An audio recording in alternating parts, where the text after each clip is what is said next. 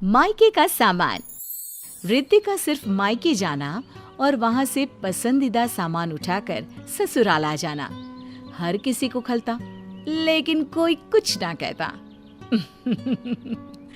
वो रिद्धि साड़ी ले गई बनारसी जो चिंटू लाया था। सोचा था भाई की शादी में पहनूंगी, बहुत संभाल कर रखा था। अरे तो आपको बोलना चाहिए था ना माँ जी, बोला क्यों नहीं दीदी को? अरे क्या बोलती, कह रही थी इतनी हैवी साड़ी है, आप क्या पहनोगी मम्मी जी, मैं ले जा रही हूँ। अब बात तो सही थी माँ जी, पर वो ये साड़ी आपके लिए लाए थे, कुछ भारी साड़ियाँ भी होनी चाहिए ना। आप दीदी से मांग लीजिए, नहीं तो क्या? अरे बेटी है मेरी, ले गई तो ले गई। अरे जब कोई फर्क ही नहीं पड़ता आपको तो बता क्यों रही है? मैं तो ये कह रही थी कि नहीं तो आप मेरी वाली पहन लेना, जैसे सेम टू सेम ये मेरे लिए लाए थे, मैं लहंगा पहन लूंगी। अब हाँ ये ठीक रहेगा, वैसे भी तेरा मेरा साइज एक ही है, मैनेज कर लेंगे। बस अब क्या था, रिद्धि घर आती, कोई ना कोई चीज उठा कर ले जाती।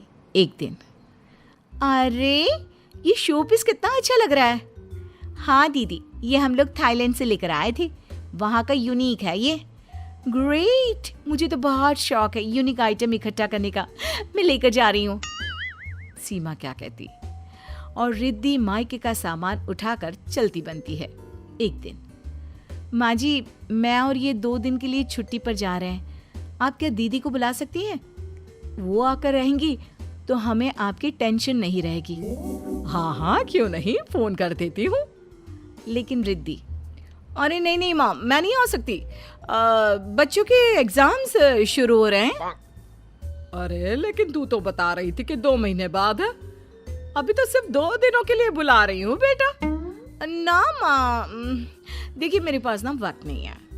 बहू का मूड खराब हो जाता है, वो क्या करती, चुपचाप कमरे में चली जाती है। लेकिन तभी उसे एक आइडिया आता है, वो ननद को फोन करती है। और बताओ दीदी, कैसे हो आप, क्या हाल चाल है? बस भाभी चल रहा है, आप सुनाओ, कैसे याद कर लिया? अरे कुछ नहीं, वो ना नया मिक्सर ग्राइंडर लिया था, उसमें तो जूस के साथ साथ मसालों, इडली का घोल, कुछ भी पीस लो, बहुत अच्छा पीसता है। वही लिया था तो बताने के लिए फोन किया था। जूस पी रही हूँ उसी का, ठंडा ठंडा। आइए ना, आपको भी पिलाते हैं। अच्छा क्या बात है, मेरे घर का तो जूसर खराब पड़ा है। मैं आती हूँ ना भाभी, कल ही आती हूँ। ओ, कल तो हम लोग जा रहे हैं 2 दिन के लिए। रुकिए ना, 2 दिन बाद आकर मैं अपने हाथ से जूस बनाकर पिला दूंगी। हाँ क्यों नहीं। अगले दिन सीमा के जाने के बाद रिद्धि घर आती है। ओ, तो चली गई भाभी? मैं ना जरा किचन में जाकर पानी पी कर आती हूँ। किचन में रिद्धि को कहीं भी नया जूसर मिक्सर नहीं दिखाई देता। माँ से पूछूं कहाँ रखा होगा? वैसे उससे पूछूंगी तो समझ जाएंगी कि पहले तो मैं मना कर रही थी। रिद्धि 2 दिन माँ पापा की खूब सेवा करती है, उनकी हर चीज का ख्याल रखती है। 2 दिन बाद जब सीमा आती है, अरे क्या बात है भाभी, आप तो मुझे जूस बनाकर पिलाने वाली थी, इसीलिए रुकी हूँ। वैसे भी ना मेरे घर का जूसर खराब है, तो सोचा यही वाला लेकर चलती हूँ। अरे मैंने आपको बताया नहीं दीदी, वो ना बहुत खराब था, कंपनी वालों को वापस करके उन्होंने पैसे भी लौटा दिए हमें अपने। खैर दीदी, 2 दिन आप पापा माँ जी का ख्याल रखने आई, कितनी बड़ी बात है।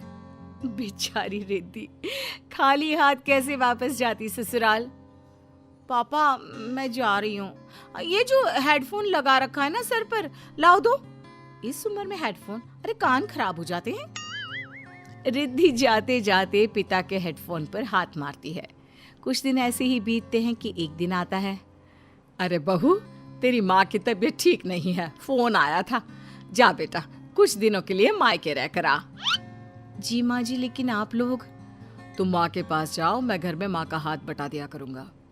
सीमा अपने मायके जाती है और कुछ दिन बाद वापस आती है। उसे देखते ही, क्या बात है सीमा, तुम एक बैग लेकर गई थी और आई हो तब भी एक ही बैग है, क्या मायके से कोई सामान नहीं लाई जैसे रिद्धि ले आती है? क्या लाती, मुझे तो कुछ समझ में ही नहीं आ रहा था। बाकी मैं ज्यादा देख भी नहीं पाई। वो क्या है ना, भाभी का घर है, कुछ हाथ लगाऊं तो उन्हें अच्छा नहीं लगता ना। अरे बिल्कुल ठीक बोल रही है बहू, मायके से क्यों चीजों को उठाना, मैं भी इस बात को पसंद नहीं करती। अच्छा, तो रिद्धि तो लेकर जाती है माँ।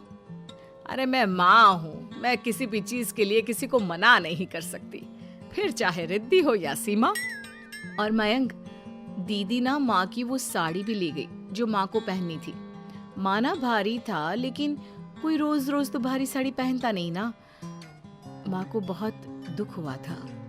बोलना नहीं चाहिए, हेडफोन में भजन कीर्तन सुनकर मन बहल जाता था। अरे कुछ फिल्में देख लेते थे, लेकिन अब तो समय ही नहीं कटता। देखिए, मैं रिद्धि की बुराई नहीं कर रही हूँ, लेकिन उनके पति रोहन कम नहीं कमाते। दीदी चाहे तो चीजों को मैनेज कर सकती हैं, लेकिन नहीं, उनकी निगाह तो यहीं की चीजों पर रहती है।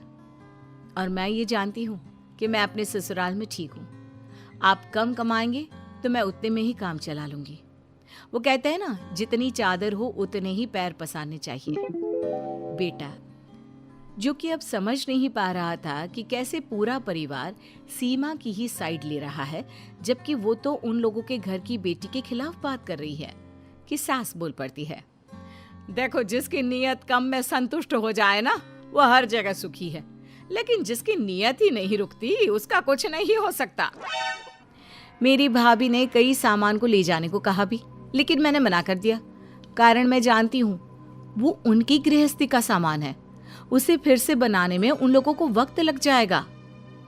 सभी को सीमा की बात सही लगती है कि तभी वहां रिद्धि भी आ जाती है।